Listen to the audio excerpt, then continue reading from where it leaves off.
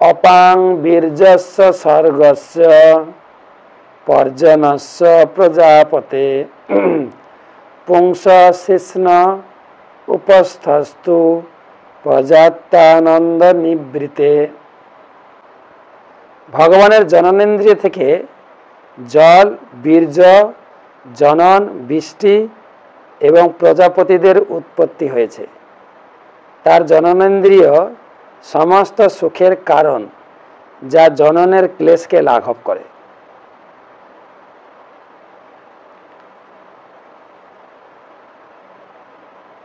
অপাম বীর্যস্য স্বর্গস্য পর্জনস্য প্রজাপতে পুংস শিশ্ন উপস্থস্তু প্রজাত্যানন্দ নিবৃতে। ভগবানের জননেন্দ্রিয় থেকে জল, বীর্য, জনন, বৃষ্টি, প্রজাপতিদের উৎপত্তিস্থল। তার জননেন্দ্রিয় সমস্ত সুখের কারণ, যা জননের ক্লেশকে লাঘব করে। আমাদের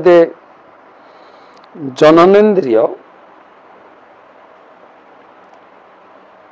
সেখানকার সেই জননেন্দ্রিয় ভগবান থেকে। এই জননেন্দ্রিয়ের যে শেষ কথা, উপহস্তু প্রজাতানন্দ নিবৃতে শিষ্ণ। শিষ্ণ মানে হচ্ছে জননেন্দ্রিয়, জেনিটাল, লিঙ্গ। এই লিঙ্গের বৈশিষ্ট্য এখানে ভাগবতমে তুলে ধরেছেন। প্রভুপাদ বলছেন জননেন্দ্রিয় এবং জননের সংভোগ পারিবারিক ভার বহন রূপ ক্লেশকে প্রতিকার করে। এ সারাদিনের পরিশ্রম, চিন্তা, ব্যথা, বেদনা, যৌন সঙ্গ করলে সারা ব্যথা বেদনা সব মিটে যায়। এটাই ভাগবতমের বক্তব্য।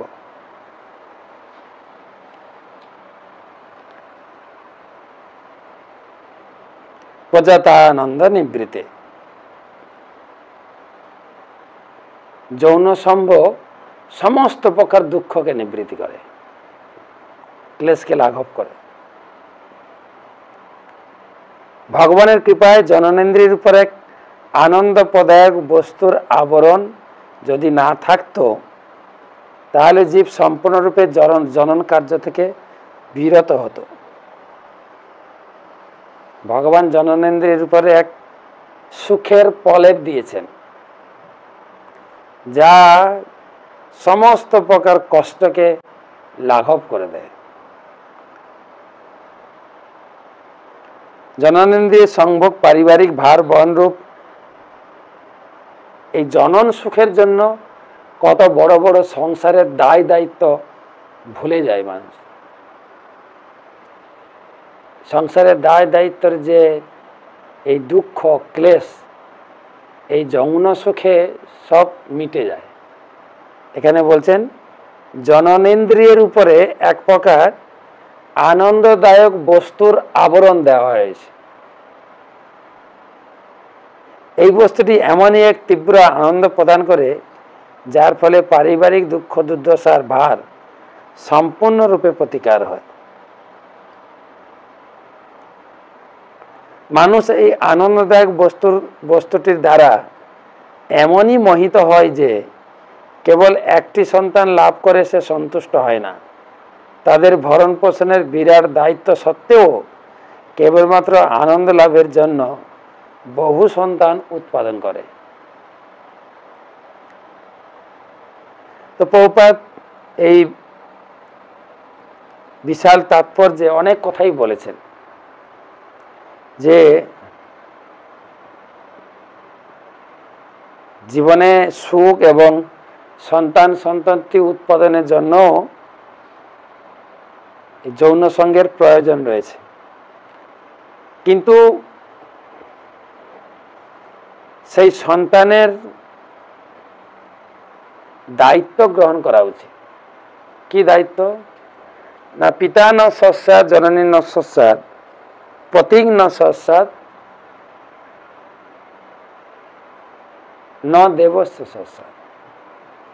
বলছেন সেই জননী জননী নয়, সেই জনক পিতা পিতা নয়, যদি তার সন্তানকে কৃষ্ণ ভক্ত তৈরি করতে না পারে। কৃষ্ণ ভক্ত পরিবার। এবং মানুষের কর্তব্য হচ্ছে পারমার্থিক মূল্যের ভিত্তিতে সন্তানদেরকে গড়ে তোলা। পারমার্থিক। আমরা জগতে যা যা করছে আর্থিক। আমার ছেলে মেয়ে বড় হবে, চাকরি করবে, সংসার করবে, বিশাল বৈভব সম্পত্তি, অর্থ। আমরা জগতে যা জ্ঞান লাভ করছি, স্কুল কলেজ ইউনিভার্সিটি, এসব অর্থবিদ্যা, আর্থিক। কিন্তু এই যে ভগবত ভক্তি বা ভক্তি যোগের শিক্ষা, একে বলে পরম আর্থিক, পারমার্থিক। যে কেবল আমরা যে ইনকাম করছি সেটা কেবল এই জীবনেই সুখ দুঃখেই সমাপ্ত হবে। আমি যতই ইনকাম করি এই জীবনে আমি যতটুকু ভোগ করতে পারবো, পরে জীবনে এটা নিয়ে যাবে না।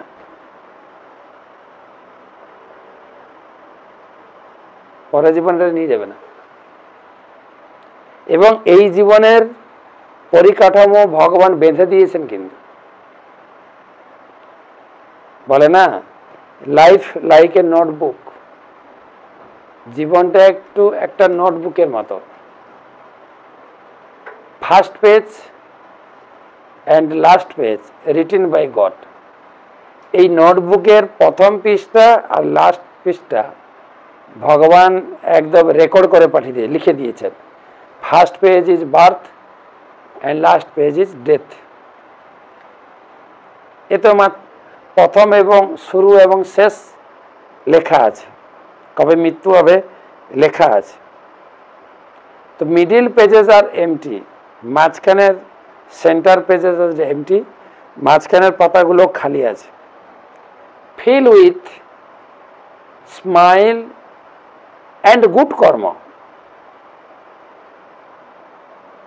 এই মাঝখানের পাতাগুলো তুমি ভরে দাও হাসি মুখে এবং অপরের কিছু ভালো কাজ করে।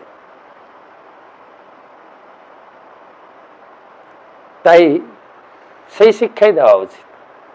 সন্তান লাভ করছি, সন্তানদেরকে সৎ শিক্ষা, পরম অর্থের শিক্ষা, পারমার্থিক শিক্ষা, যেটা তার এই জীবনে সুখে লাগবে, পরবর্তী জীবনেও। পঞ্চম স্কন্ধে যখন আমরা যাব, আলোচনা করছেন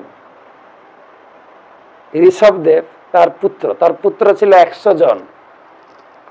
100 পুত্রকে এটা হল ঘরে ডেকে ঋষভদেব শেখাচ্ছেন, না হম দেহ ভাজান নীলকে কষ্টান কামান অর হতে বিড় ভুজাম যে তপ দিব্যম পুত্র কাজেন শুদ্ধেত ব্রহ্ম সৌখম তো অনন্তম। হে পুত্রগণ, পিতা হিসাবে তোমাদের প্রতি আমার কিছু কর্তব্য রয়েছে, মন দিয়ে তোমরা শোনো।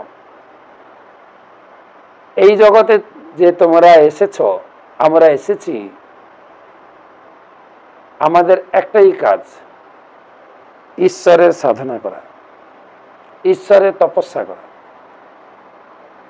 এই জগতে যে লোক সুখ পায়, একটু যৌন সুখ, একটু পরিবারের সুখ, ওই ধরনের সুখ অর্হতে বিট ভুজাম যে, বিট মানে শুকর, কুকুর শুকরেরা তারা এমনিতেই লাভ করে। তারা না কলেজে যায়, না ইউনিভার্সিটিতে যায়, না চাকরি করে। এই যে জাগতিক সুখ আমরা যেটা পাওয়ার চেষ্টা করি, যার জন্য এত পড়াশোনা, ছুটাছুটি করে চাকরি ম্যানেজ করা, কষ্ট করে ঘর তৈরি করা, তারপরে একটু যৌন সুখ উপলব্ধ করব, সংসার তৈরি করব, বলে এই ধরনের সুখ কুকুর বিড়ালেরা লাভ করে বিনা পরিশ্রমে। তখন পুত্ররা বলছেন, তাহলে পিতাশ্রী আমাদের কি করণীয়? তপ দিব্যম পুত্রকে যেন শুদ্ধেত, তোমরা তপস্যা করো, তাহলে সত্যম ব্রহ্ম সৌখম তু অনন্ত, এই সুখের থেকে অনন্ত গুণ বেশি সুখ পাবে যদি তোমরা তপস্যা করো।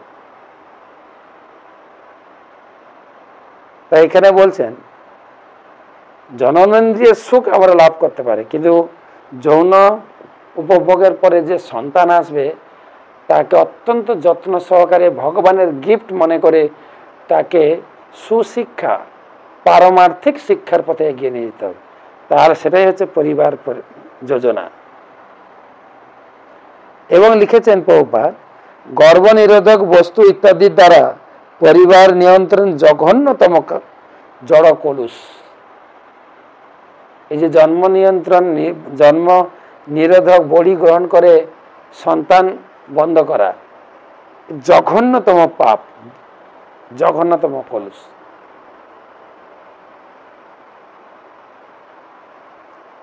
সেজন্য ভগবত ভক্তির পথে আমার সন্তানকে যেন গড়ে তুলি। তো মোটামুটি জননেন্দ্রিয় যে সুখ সেটাও ভগবান থেকে এসছে।